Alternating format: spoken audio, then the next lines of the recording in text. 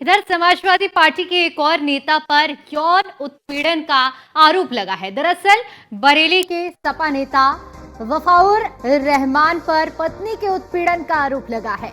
जिला पंचायत सदस्य रह चुके हैं वफाउर रहमान और तलाकशुदा पत्नी ने लगाया है लगातार उत्पीड़न का आरोप। फोन पर तलाक देने और जबरन गर्भपात के संगीन इल्जाम पत्नी की ओर से लगाए गए हैं। पीड़ित पत्नी इस पूरे मामले को लेकर रिपोर्ट भी दर्ज करा चुकी है, लेकिन अब तक कोई भी कार्रवाई नहीं हुई है। तो ये बड़ी जानकारी सामने आ रही है। फोन पर तलाक देने और जबरन गर्भपात का इल्जाम लगाया गया है। शिकायत के बावजूद कार्रवाई नहीं करने का आरोप लगा है।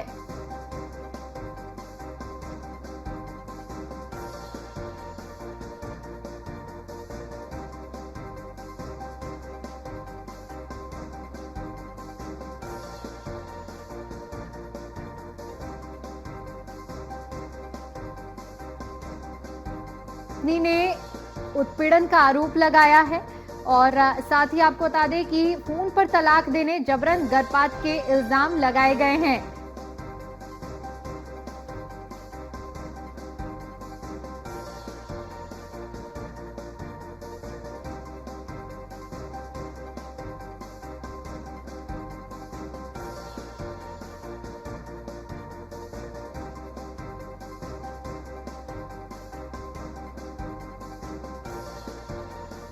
तो जिला पंचायत रह चुका है वफाउर रहमान।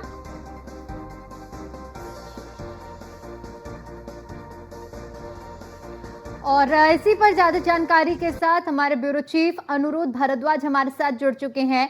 अनुरोध, क्या कुछ पूरा मामला रहा है, क्योंकि सपा नेता पर जिस तरह से आरोप लगाया गया है पत्नी की ओर से तलाक का और उसके बाद जबरन उत्पीड़न का जो आरोप लगा है, क्या कुछ पूरा मामला? जी, वफाउर रहमान बरेली के समाजवादी पार्टी के वरिष्ठ नेता माने जाते हैं। जिला पंचायत सदस्य रहे हैं, 2 बार और चुनाव लड़ा था, ये चुनाव हारे थे। इनकी शादी 1993 में फरजाना बेगम के साथ हुई थी। शादी के बाद इनका एक बेटा हुआ जो जिसकी उम्र इस समय 28 साल है।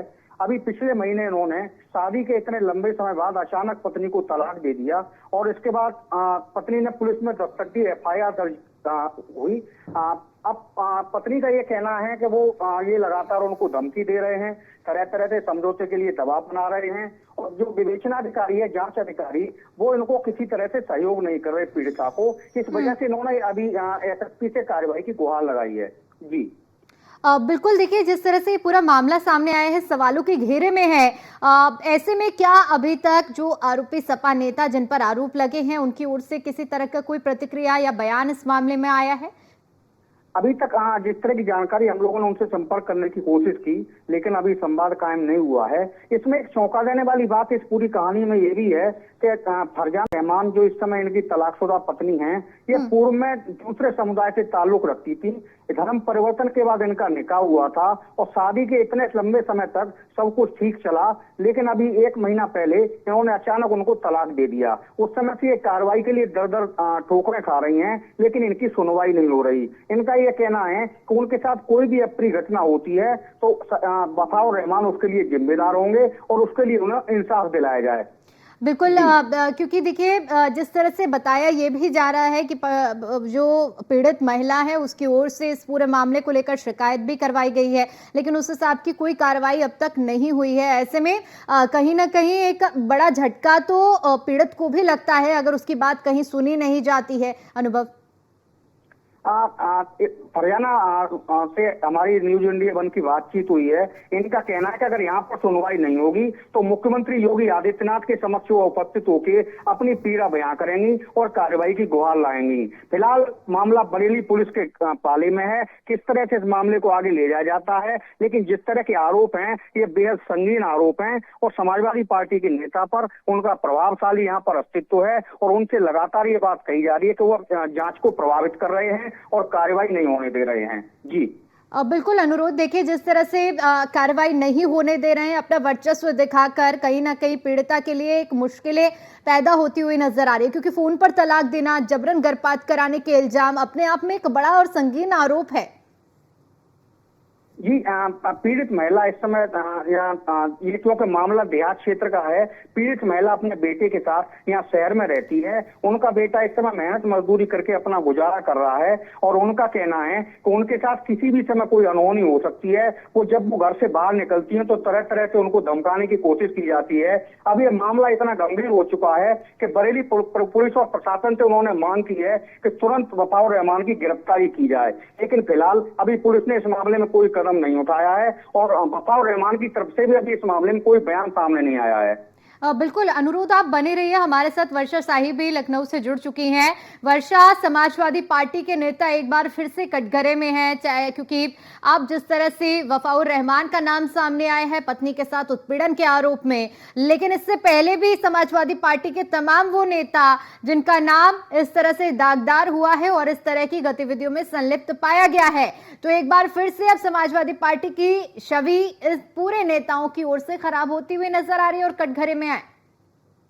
देखिए बिल्कुल, जिस तरीके से फिर से बरेली में ये समाजवादी पार्टी के जो नेता हैं इनके बारे में लगातार कहा जा रहा है कि उन्होंने अपनी पत्नी को फोन पर तलाक दिया और साथ ही साथ इतनी बड़ी घटनाएं उन्होंने की है। देखिए समाजवादी पार्टी इससे पहले भी कई नेता रहे, चाहे वो अयोध्या के मोहित खान का नाम ले लीजिए या फिर उसके बाद जिस तरीके से नवाब सिंह का नाम आया और फिर उसका DNA सैंपल में जाँच हुई और नवाब सिंह दोषी पाए गए। तो समाजवादी पार्टी के जो नेता है वो लगातार ऐसी चीजों में सामने देखने को मिल रहे हैं, क्योंकि जिस तरीके से लगातार महिला उत्पीड़न की बात की जाए और जिस तरीके से दुष्कर्म की बातें की जाए, इन सभी चीजों में कहीं ना कहीं प्रेशर बनाते हैं। प्रेशर बनाने के बाद डराया धमकाया जाता है इन नेताओं की तरफ से और फिर उसके बाद एक पूरा माहौल बनाया जाता है कि किस तरीके से ये पूरा जो केस है उसको दबाया जा सके। पहले अयोध्या में हुआ, कन्नौज में हुआ, अब इसके बाद बरेली में जिस तरीके से इस सपा के नेता के द्वारा लगातार ऐसी घटना देखने को मिल रही है, जिस तरीके से उसने अपनी पत्नी को तलाक दिया और फिर उसके बाद गर्भपात कराया और सारी चीजें रही, उसको लेकर अब लगातार जांच पड़ताल भी शुरू होने जा रही है। जिस तरीके से लगातार महिला अपनी न्याय की गुहार लगा रही है, क्योंकि देखिए मुख्यमंत्री योगी आदित्यनाथ लगातार यही बात कहते हैं कि महिला सुरक्षा की बात करते हैं, जीरो टॉलरेंस की नीति की बात करते हैं। वो सपा का नेता हो या चाहे जो हो, अगर वो कोई भी चीजें करता है तो उसको न्याय मिलता है और उसके साथ साथ सजा मिलती है ऐसे दोषियों को जो लगातार ऐसी चीजें करते रहते हैं। सपा के नेताओं के द्वारा ये चीजें लगातार देखने को मिली है। हर जिले में कहीं ना कहीं ऐसे कई नेता देखने को मिले हैं जो महिलाओं के साथ उत्पीड़न करते हुए नजर आए हैं।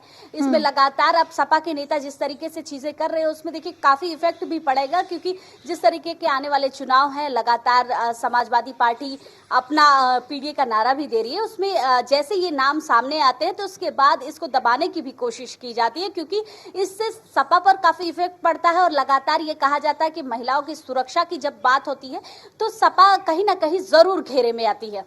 बिल्कुल, क्योंकि देखिए वर्षा, आपने जिस तरह से जिक्र किया कि ऐसे में पार्टी की छवि का सबसे बड़ा सवाल खड़ा होता है। जब आपकी पार्टी के नेता ही इस तरह के छवि के हों तो जनता के बीच में एक बहुत बड़ा गलत मैसेज भी जाता है। और चूंकि अब इस मामले में जिस तरह से महिला का कहना है कि तलाक दिया गया, जबरन गर्भपात कराया गया, अपने आप में सवाल बहुत खड़े हो रहे हैं।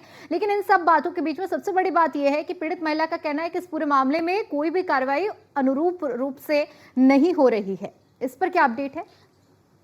देखिए बिल्कुल, जिस तरीके से लगातार महिला कंप्लेन कर रही है, क्योंकि एक दबाव बनाया जाता है। नवाब सिंह मामले में भी आपने देखा होगा कि लगातार दबाव बनाया गया था उसके तरफ से, लेकिन जब मामला काफी हाईलाइट हो गया था, मुख्यमंत्री के संज्ञान में आया, तो लगातार कार्रवाई हुई, DNA रिपोर्ट आई और उसके बाद दोषी करार दिए। इसी तरह समाजवादी पार्टी के बरेली के इस नेता की भी अब जांच पड़ताल होगी, लगातार देखा जाएगा। जिस तरीके से महिला मुख्यमंत्री योगी आदित्यनाथ से लगातार गुहार लगा रही, तो जाहिर सी बात है अब मामला लगातार संज्ञान में आ रहा है और धीरे धीरे इस पूरे मामले पर कार्रवाई तेज होगी, क्योंकि जिस तरीके से समाजवादी पार्टी के नेता ने धर्मांतरण कराया, धर्मांतरण एक विशेष देखिए, क्योंकि लगातार जिस तरीके से धर्मांतरण की राजनीति कई जगह देखने को मिली, मुख्यमंत्री काफी सतर्क रहते हैं इन सब चीजों को लेकर। लेकिन बरेली में जिस तरीके से सपा के नेता के द्वारा ये कराया गया, फिर उसके बाद गर्भपात कराया गया, तलाक दिया गया, ये चीजें जो हुई हैं वो काफी संदिग्ध भी मानी जाएंगी, क्योंकि जिस तरीके से जब जांच पड़ताल होगी तो वो जीरो से शुरू होगी। आखिर महिला के साथ क्या क्या क्या हुआ, कैसे धर्मांतरण हुआ, कैसे उसका तलाक हुआ, कैसे जबरन उसका गर्भपात कराया गया और क्या चीजें उसके पीछे रही, इन सभी चीजों पर कार्रवाई अब होगी। क्योंकि देखिए लगातार जब कोई भी मामला संज्ञान में आता हो तो धीरे धीरे प्रक्रिया शुरू होती है और उस प्रक्रिया के तहत अब कार्रवाई शुरू होगी। बिल्कुल वर्षा, और ये पूरा मामला सिर्फ बरेली तक ही सीमित नहीं है। अगर हम नजर डालें तो जिस तरह से अयोध्या से मामला सामने आया, कन्नौज से मामला सामने आया और अब बरेली, यानी कि एक बहुत बड़ी जरूरत है कि अगर किसी पार्टी के साथ कोई नेता जुड़ा हुआ है तो उसकी सभी साफ सुथरी रहे, क्योंकि इसका ना सिर्फ असर आपके कार्यकर्ताओं में जाता है बल्कि पार्टी की भी छवि धूमिल होती है, क्योंकि किसी भी नेता का नाम किसी पार्टी से जुड़ा होना सिर्फ उस नेता तक सीमित नहीं रहता है। देखिए बिल्कुल जिस तरीके से समाजवादी पार्टी के नेता के द्वारा ये सारी चीजें की जा रही हैं वो लगातार देखने को मिल रही है। अयोध्या, कन्नौज, अब बरेली और इसके अलावा कई ऐसे जिले हैं जहां से समाजवादी पार्टी के नेताओं के द्वारा ऐसे कृत्य देखने को मिले। तो इन सब चीजों को लेकर अब साफ होने वाला है कि आखिर क्या कार्रवाई होगी, क्या कैसे किया जाएगा। क्योंकि महिला सुरक्षा की बात लगातार मुख्यमंत्री योगी आदित्यनाथ करते हैं। महिला सुरक्षा को लेकर वो काफी सजग भी रहते हैं और जिस तरीके से इस महिला ने लगातार अपने बारे में सारी चीजें बताई हैं और अब लगातार जो गुहार लगा रही है, तो साफ हो चुका है कि अब जो कार्रवाई होने वाली है वो साफ होगी और कार्रवाई में विशेष तरीके से देखा जाएगा कि आखिर कैसे न्याय मिल सकता है, कैसे प्रक्रिया को पूरा किया जा सकता है। क्योंकि लगातार महिलाओं को लेकर लगातार जो मुख्यमंत्री कोई भी वीडियो कॉन्फ्रेंसिंग की मीटिंग करते हैं या पुलिस विभाग की तरफ से जो हर 15 दिन में मीटिंग होती है, तो जाहिर सी बात है इन सब चीजों में कानून व्यवस्था को सजग बनाने के लिए, कानून व्यवस्था को बेहतर बनाने की प्रक्रिया की जाती है। तो इन सब चीजों को लेकर मुख्यमंत्री जिस तरह से सजग रहते हैं वैसे ही अधिकारियों को लगातार निर्देश देते हैं और अब इस पूरी घटना के ऊपर लगातार नजर बनाई रखी जाएगी और लगातार इस पे जो कार्रवाई हो सकती है लगातार देखा जाएगा कि किस तरीके से समाजवादी पार्टी के नेता ने ये सारे कृत्य किए हैं। बिल्कुल वर्षा, देखिए समाजवादी पार्टी के नेता का नाम तो शामिल हो रहा है और ऐसे में इस बात का कोई गुरेज भी नहीं रहेगा कि जिस तरह से जो अगर ये बात सत्य है और ऐसा किया गया है तो ये कृत्य गलत है। लेकिन सबसे बड़ी बात, एक बार फिर से मैं उसी मुद्दे पर आना चाहूंगी, क्योंकि महिला की ओर से कहा गया है कि इस मामले पर शिकायत की गई है, कार्रवाई नहीं हो रही है। ऐसे में कटघरे में तो पुलिस भी आती है ना। जब एक महिला सोचे कि मुख्यमंत्री योगी आदित्यनाथ का विजन रहा है, चाहे महिला सशक्तिकरण के लिए मिशन शक्ति की बात करें या तमाम वो योजनाएं जो महिलाओं को सशक्त करने के लिए बनाई गई हैं कि अगर कोई महिला थाने में पहुंचती है तो सबसे पहले उसकी कार्रवाई, उसकी सुनवाई होनी चाहिए, ये उद्देश्य, ये विजन है योगी सरकार का। लेकिन ऐसे में अगर एक महिला ये कह रही है कि शिकायत की गई, कार्रवाई नहीं हुई है, तो सवालों के घेरे में तो बरेली पुलिस भी है। देखिए बिल्कुल जिस तरीके से ये पूरी घटना हुई है उसको लेकर बरेली पुलिस जाहिर सी बात है पूरी घटना को लेकर एक संदिग्ध घेरे में है। लेकिन जिस तरीके से ये पूरी घटना हुई है उसके बाद जो कार्रवाई की बात लगातार महिला कर रही है कि कार्रवाई नहीं हो रही है, उसको लेकर अब लगातार ये चीजें देखी जा रही हैं। क्योंकि देखिए जब भी कोई घटना होती है तो प्रेशर भी बनाया जाता है। जैसे नवाब सिंह की घटना में आपने देखा होगा कि लगातार प्रेशर बनाया जा रहा था मीडिया से लेकर पुलिस विभाग के ऊपर की ऐसी कोई घटना नहीं है, इन सब चीजों में ऐसा कुछ भी नहीं है, नवाब सिंह इन सब चीजों में दोषी नहीं है, एक स्कूल में ऐसी घटना नहीं हो सकती। पुलिस भी लगातार कई चीजों से इनकार करती हुई नजर आ रही थी। लेकिन जिस तरीके से डीएनए रिपोर्ट आई, फिर उसके बाद जांच पड़ताल में तेजी आई, वो साफ हो चुका था कि नवाब कहीं ना कहीं दोषी तो है। क्योंकि जिस तरीके से एक बच्ची ने पूरी घटना को बताया और फिर से चीजें हुई, इसमें प्रेशर काफी बनाया गया था।